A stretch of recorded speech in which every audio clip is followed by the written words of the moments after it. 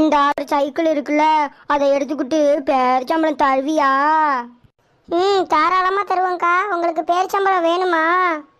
கிடைக்குமா? நாங்கள் சைக்கிள்லாம் எடுத்துக்கிட்டு பேரிச்சம்பளம் தருவோம். சித்தி, நான் சொல்றதை கேளு, அப்புறம் பின் விளைவுகள் மோசமாக இருக்கும். பேசாம கம்முன்னு கடை.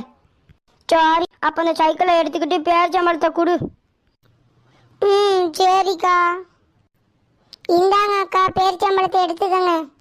கொண்டா. சரி, நீ சைக்கிளை எடுத்துட்டு போ.